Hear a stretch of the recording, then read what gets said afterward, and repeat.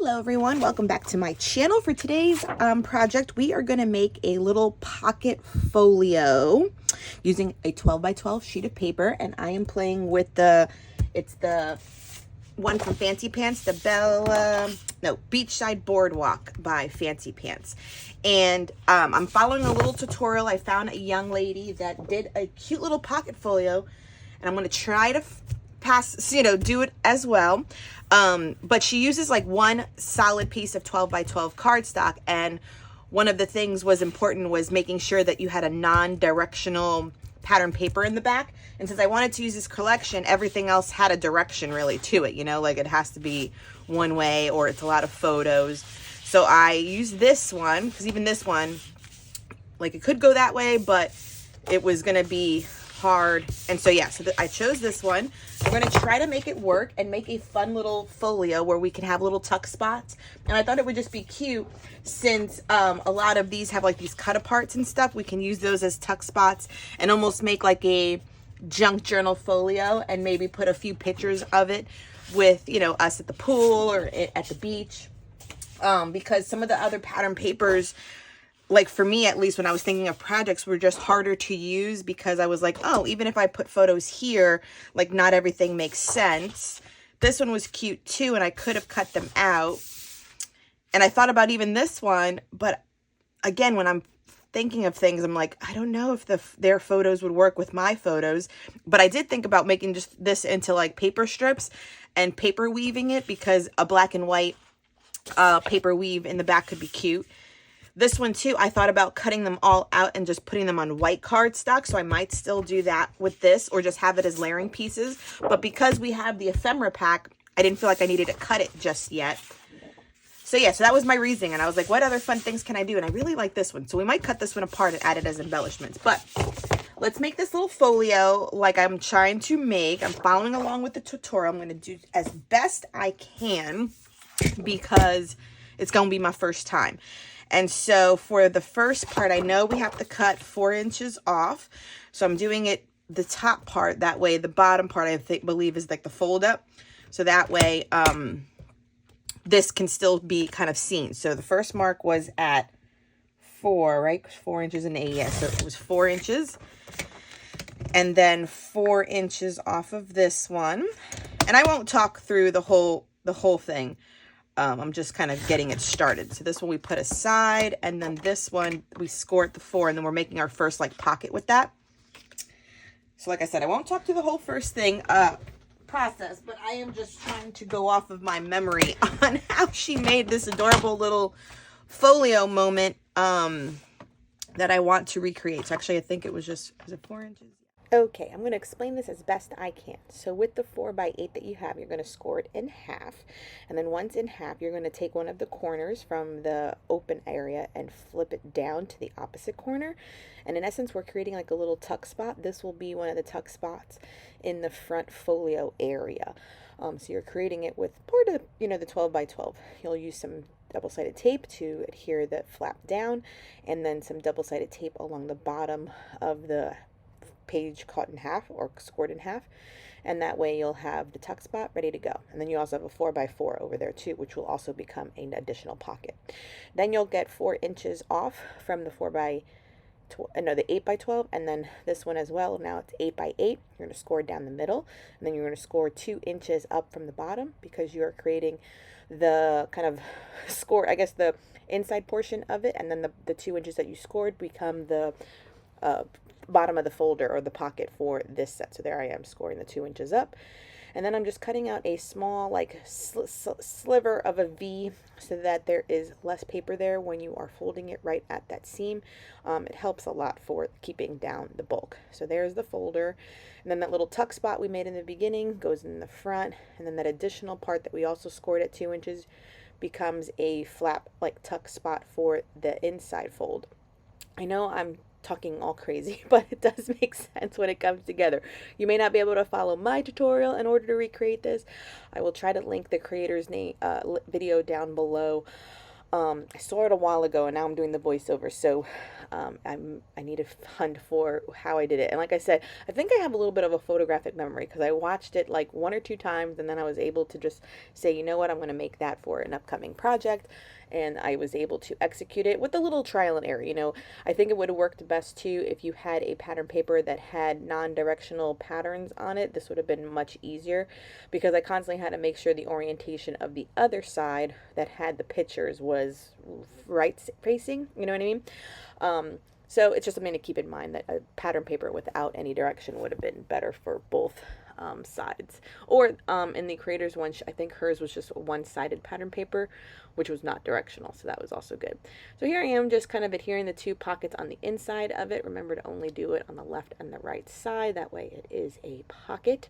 And on the right side of it, that other 4x4 that you see sitting right beside me will cover that area of the roller coaster only on 3 sides, creating another tuck spot that doesn't go the length of the folio, which I think, what is it measuring?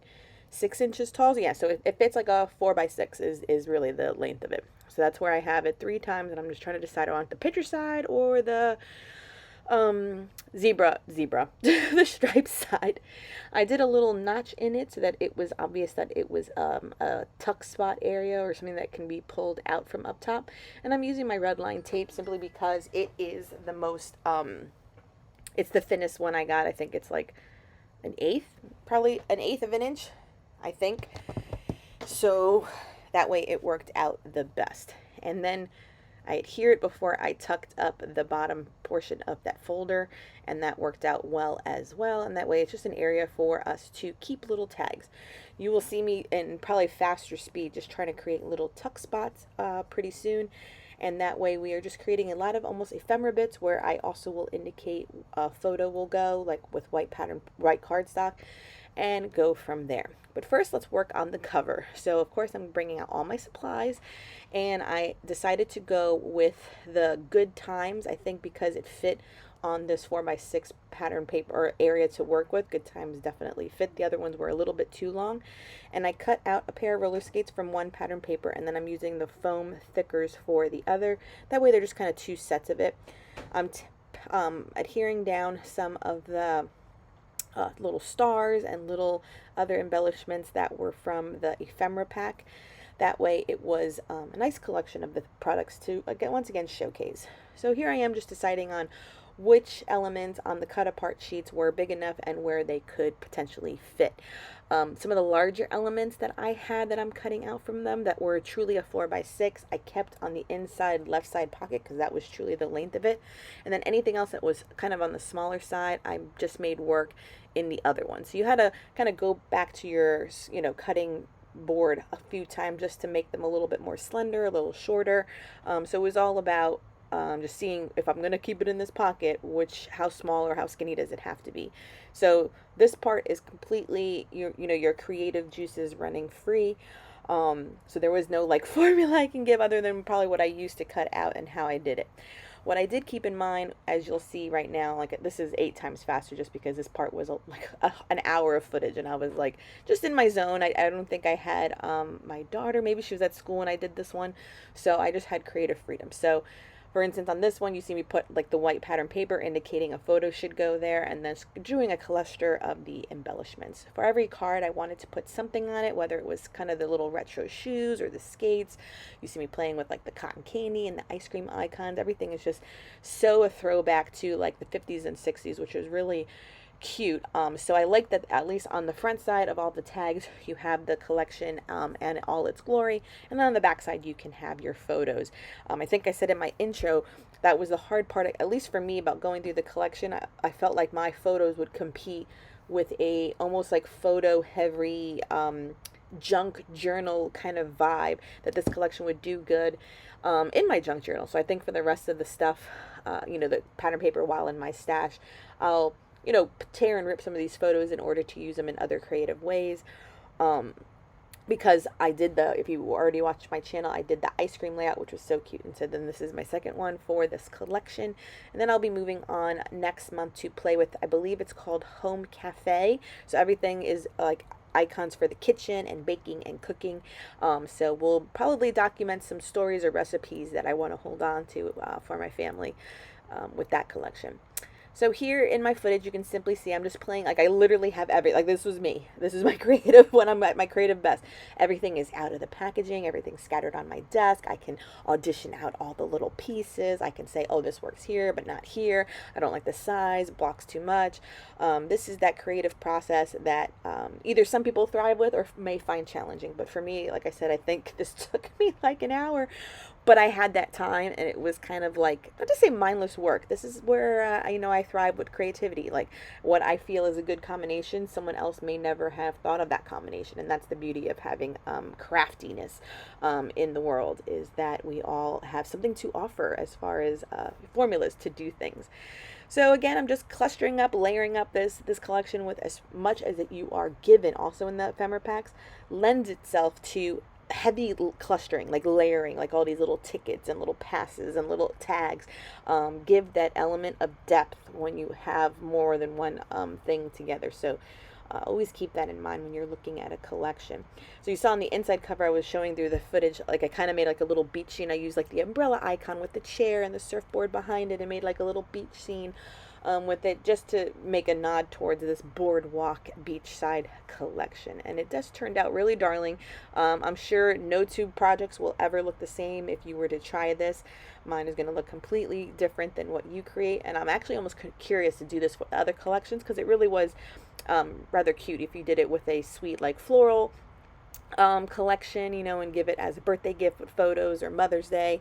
If you found a masculine collection, this could be a nice Father's Day gift and have a bunch of little photos that kind of tuck in different areas. So keep that in mind, that I may have used it for summer stuff, but it could be made into any holiday and any kind of gift that you may need.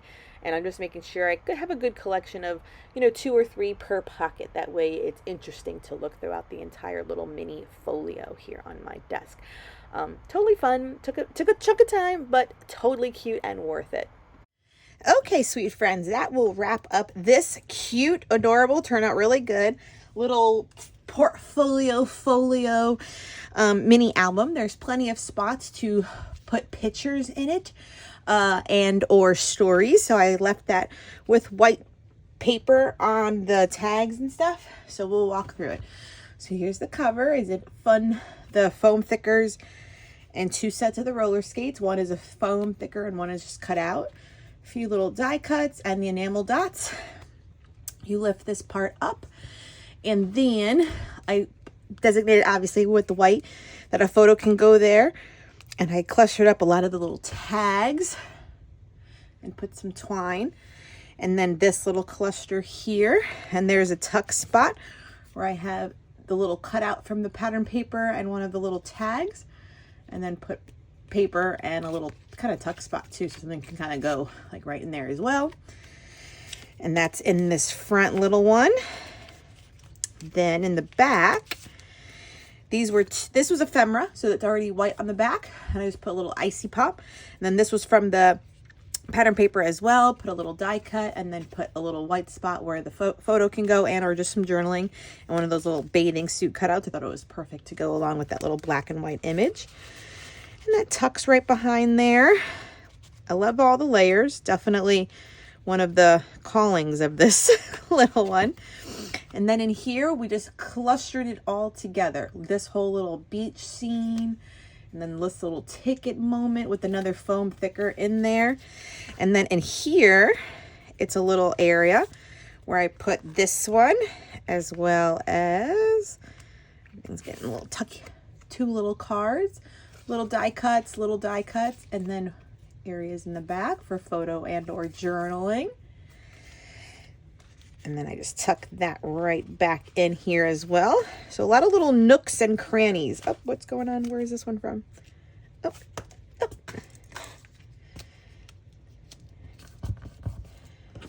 Okay. All right, and then this little tuck spot goes right back in here. All these little nooks and crannies.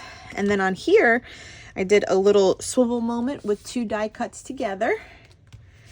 This, my favorite photo, like with her dog, like that could so be me back then at a little moment. I love the word sun, a little moment. So these go together in here.